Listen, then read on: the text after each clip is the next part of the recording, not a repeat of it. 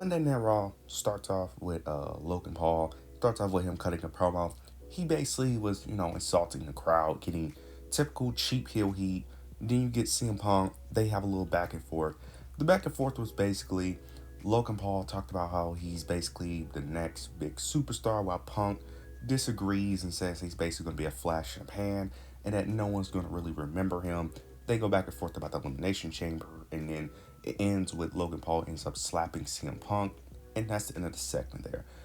This segment was fine for what it was. I understood the purpose of the promo. Um, I'm interested to see. Well, I'm interested to see how the elimination plays out because Logan Paul, throughout his career, has a track record of costing someone the elimination chamber match. In 23, he cost Seth Rollins. In 24, he cost Randy Orton. So it looks like he's going to cost someone here now, based off the build. It looks like he's mainly going to cost CM Punk, but I feel like that's more of a swerve. Because personally, in my prediction video that I'm going to drop later on today, I think it's going to be John Cena. I think the person he's going to screw over is going to be John Cena, but it could easily be Punk with the way they're building it. So I'm interested to see who he screws over, because he's screwing over Punk or John Cena. It's one of those two. He ain't screwing over Drew McIntyre. He's not screwing. The only other babyface that it would make that you can possibly throw out there is maybe Damian Priest or AJ. Oh yeah, maybe Damian Priest, but Damian Priest is not. Yeah, he's most definitely is not getting screwed over. It's gonna be John Cena or CM Punk. It could no Seth Rollins. He's not doing Seth Rollins again. Yeah, so it's really just Punk or John Cena. So I'm interested to see who he's going to screw over in the Elimination Chamber. After this, we end up getting Pete Dunne, Penta, and Ludwig Kaiser in a triple threat match. Ludwig Kaiser actually got the victory, which I was very surprised by because I just thought Penta was just going to demolish Pete and Ludwig. I thought they was going to do what they did last week, where Ludwig and Pete starts arguing. They cost each other their match, but Ludwig ended up picking up the victory, which I actually like. I don't know where this story is going. I really don't. I don't even understand why they're really feuding, to be honest. So, but Ludwig picked up the victory, which I do like, and he picked it up cleanly as well. So I do like what they did here. I don't really have much to say, but I do like that Ludwig is picking up victories. After this, we end up getting the New Day versus LWO. I'm not gonna really. It was a promo that the New Day did, but the promo was bad. I ain't gonna lie. The promo, it was just very forced, and it just felt like that. It just felt like the New Day didn't know what to say. It just feels like they're just coming out just freestyling what they're trying to say, but they don't know what to say. They ended up picking up the victory, but then after the match, they end up attacking LWO. Dragon Lee comes out, tries to make the save, but fails. I like the attack, but this feud needs to end. This New Day heel turn has been I'm not gonna say a failure because it hasn't been a failure. Um, it's been very disappointing, and I feel like this heel turn shouldn't be disappointed because I feel like it's very easy to book what you should do with New Day, which is just make them very dominant and make them annoying heels and constantly just talk bad about Big E. Like I feel like it's not that hard, but why are they feuding with LWO? Like, this needs to end, but it's not going to end because I'm assuming the big thing is having Ray come back and then Ray and then this feud needs to end. Like, it really does. This does nothing for nobody. This doesn't boost the New Day or the LWO. The LWO are losers. They have been since the beginning of their existence of coming back. Even if they beat the New Day in a feud, this isn't going to elevate them at all. Like, I don't understand it. I don't understand. I don't get the purpose of this feud. I really don't. I want it to end, but I can easily tell by the way they're building and booking this that it's not going to end for another month or so. So they're clearly going to keep going this direction. I don't understand it. It shouldn't even be a direction in the first place. This should have been done, but clearly Triple H sees a vision that clearly I don't see it, but clearly he sees something in this feud. After this, we end up getting Gunther and Akira Tozawa. Now, this match ended up at first this match was very weird because I didn't understand the purpose of this, but after what ended up happening, I do like what they did here. Basically, Gunther basically called out Akira Tozawa. He ends up making it a match between them because he wants to basically embarrass Akira because he ended up making some comparisons between him and Jey Uso with them doing dances and all that. He ends up beating him. It was some near falls for Akira to make it look like he could beat Gunther, but Gunther ends up demolishing him. Then he ends up attacking Otis. And then Jey Uso comes out, tries to make, he ends up coming out for the save. Gunther ends up leaving the ring and ends up avoiding Jey Uso. I like what they did here. I was very confused because I just didn't understand why he was going this direction, but I end up liking what they ended up doing. Um, they're slowly building up this Mania match. I like what they're doing. I think I think the build has been getting better and better each and every week. I'm excited for the match. I know a lot of fans, a lot of diehard fans don't like this idea of a match, mainly due to their Jey Uso hate, which is very weird because their main hate is his in-ring ability, which I don't understand. But I mean, I kind of get it to a degree, but if you hate his in-ring ability that much, I don't know what to tell you because I don't understand how people love John Cena but hate Jey Uso. I love John Cena, but let's not act like John Cena was this amazing in-ring talent. Like, even I can admit that he was somewhat limited in the ring too, but he also put on great matches. You could be limited in the ring and put on great matches. So I'm interested to see what they could continue to do to keep building up towards Gunther and Jay at Mania because I'm liking the build so far. After this, we end up getting Dakota Kai versus Lyra for the Women's Intercontinental Championship. This was a great match. This was a great match. It started off slow, started off a bit iffy, but towards the end it really picked up. Lyra, of course, picked up the victory, but then afterwards you end up getting Ivy now. She ends up attacking Dakota Kai and Lyra Kyria. Okay, I like what they did here with her attacking both of them. My issue is that why did you have her lose?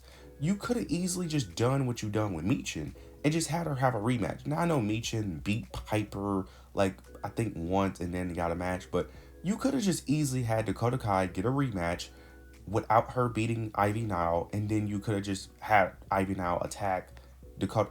Having her lose and then attack, I feel like was just backwards. You should have had her. You should have had this match happen first. Then had Ivy Nile attack Dakota and Lyra. Having her lose to Dakota and then attack Lyra. It's just backwards. You should have had it the other way around. You should have had the match first. Didn't she attack? And then, like, I just feel like that her attacking now, it just makes her look, I wouldn't say like a sore loser, but it just doesn't make her look as strong as I think WWE is trying to make her. It would have made her look more strong if she didn't take a loss to Dakota, but I like what they did here nonetheless. I'm interested to see how they could build this feud because she did say that she ended up having a backstage segment where she says that she's going to continue to attack Lyra.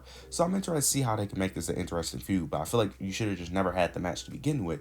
Should have just had them. You should have had Dakota and Lyra have the match first, and then had Lyra attack instead of having Dakota and Ivy have a number one contendership match and make her lose. I just feel like that's just backwards. After this, we end up getting Braun Breaker versus Dominic Mysterio. This is in disqualification with the Judgment Day ended up attacking Braun Breaker. Braun Breaker, of course, ends up eventually getting the upper hand, takes out Judgment Day, but it was a moment where him and Finn Balor had ended up having a moment where Finn was about to attack, but he ends up stopping because, of course, Braun Breaker ends up seeing him, and then end up having a stare down. So I'm assuming this is alluding to a Finn and Braun feud potentially, or at least a match, which I want to say I'm interested, but I'm really not due to how they book Finn Balor. I have zero. I'm sorry, I have zero interest in this. I don't know if that's the play, but if they're planning on doing an eventual feud or a match, I have zero. I have zero hope for this because the way they book Finn Balor, he's basically a loser. So I can't really buy into this feud because he's such a loser and he loses so much. And no offense to Finn Balor, his character isn't that entertaining either. So it's not like like Drew McIntyre is a loser, but he's an entertaining loser. Finn Balor is not entertaining at all with his current gimmick, so I don't care about this at all. I don't know if this is just a thing that they just did for the segment, but if the plan is to eventually have a feud or a match, I don't care because Finn Balor's easily getting pinned, and that's really it. After this win, I'm getting Cody Rhodes. He ends up coming out cutting a promo. He was mentioning The Rock, mentioning the offer. Then you get Seth Rollins. He comes out, mentions Elimination Chamber, and then he ends up mentioning The Rock's offer. And he's concerned about Cody because he don't understand what Cody is thinking. He's like, we just got done, battling the Bloodline and Mania, and that he says that he hopes that Cody doesn't make him regret his decision helping him. Then Cody responds back, ends up mentioning, the offer. He mentions Seth Rollins, mentioning his past with the Shield and the Authority. But he also mentions that he understands that Seth Rollins isn't that same guy, and mentions that he recently helped him at Mania. Then Seth ends up saying that, look, Cody can make his own decisions, but he hopes that he makes the right one, and that he hopes. He ends up saying, he ends up mentioning on the Elimination Chamber that he wants he of course he wants to face Cody, but he ends up saying that he wants a certain version of Cody. He wants the Cody Rhodes, that beat him 3 times in a row, and that he hopes eventually they can have that match. I like what they did here. This was a great segment. Seth Rollins is not winning, but I do like. I'm actually interested in another Seth Rollins and Cody match. I understand that most people don't want it, but I'm actually interested in that story. Now, I do think that if you do this story, you need to change the dynamics. I think that Cody needs to be the heel instead of Seth Rollins. But I actually like. I'm actually interested in another Seth Rollins and Cody match. It's not going to happen for a while, I'm assuming, but I'm actually interested in dynamic, and this was a great promo. Then we get the main event: Liv and Raquel versus Bianca and Naomi. Liv and Raquel ended up dethroning Bianca and Naomi, which I kind of expected. I personally like this move. I don't love it, but I also like it. And it's very weird because I was actually rooting for Liv and Raquel, which is weird because I don't like Liv Morgan or Raquel that much. But I was actually rooting for it. Now, to be fair, part of me was rooting for them because I just wanted the tag titles off of Bianca and Naomi.